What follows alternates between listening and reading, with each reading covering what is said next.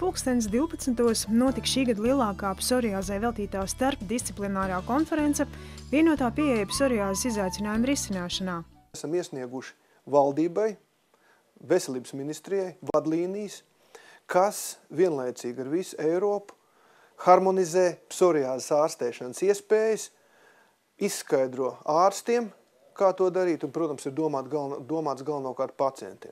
Pie tam galvenais ir tas, ka šīs psoriāzes vadlīnijas pirmo reizi paredz bioloģisko preparātu lietošanu. Mēs zinām, ka ir vesela rinda psoriāzes pacientu Latvijā, kuriem ir artrīts, kuriem ir milzīgi plaši izplatīta saslimšana, un pietiek jau ar to, ka kaut vai viņa psoriāzes saslimšana skar ģenitālijas, cilvēki ir iztraucēti no normālas seksuālas dzīves. Pietiek ar to, ja šī slimība viņiem skar lielāko ķermeņa daļu, rokas, seju un tā tālāk, viņi nevar iesaistīties sabiedrībā, nerunāsim par to, ka viņi nevar aiziet uz normālu uz baseinu, un viņiem liekas, ka visiem liekas, ka šis pacients ir lipīgs, īstenībā tā nav lipīga lieta, bet tā ir tikai virspuse. Psoriāze ir slimība, kuras ārējās izpausmes var raksturoties ar nelielu sārtu plankumu ar zviņām vai visu ādas un locītavu iesaistīšanos. Iekšķīgās psoriāzes izpausmes un mehānismi ir mazāk pazīstami, bet visos gadījumos apsteidz un norisinās pirms ādas izpausmēm. Psoriātiskais artrīts var parādīties gan pirms ādas psoriāzes, gan ādas psoriāzes laikā, gan pēc tās.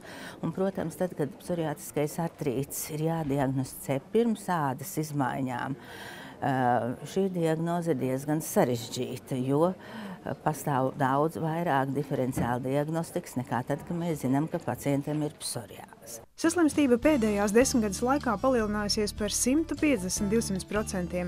Psoriāze iespaido pacientu dzīves kvalitāti fiziski un garīgi, līdzīgi kā pie miokarda infarkta, kroniskām plaušu saslimšanām ar elpas nepietiekamību un otrā tipa cukuru diabētu.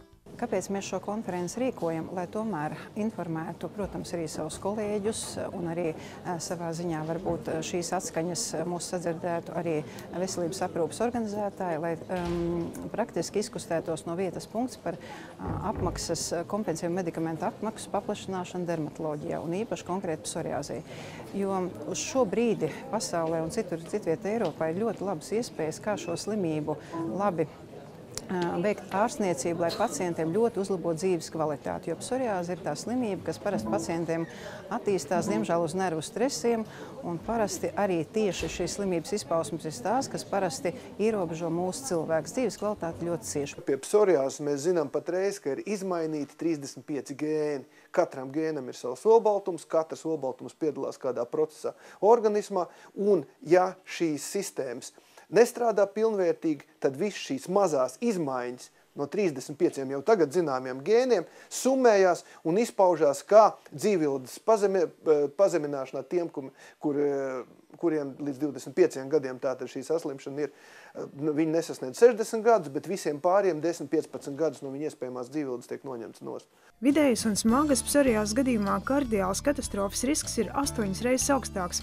Datu analīze rāda, ka psoriāzes pacientiem risks nomirt pašnāvībā ievainojuma saindēšanās dēļ ir vienā gadījumā no 600, bet kardiovaskulārās nāves risks ir aptuveni 1 gadījums no 75. Mēs, zinādam to iepriekš, varam panākt cita veida attieksmi pašiem pacientiem pret savu veselību, kā arī ārstu izpratni par šo lietu. Tieši tam bija veltīta šī konference kopā ar reumatologiem, un līdz ar to mēs pārunājām, izspriedām, kas ir izdarīts un nospraudām tālākos mērķus.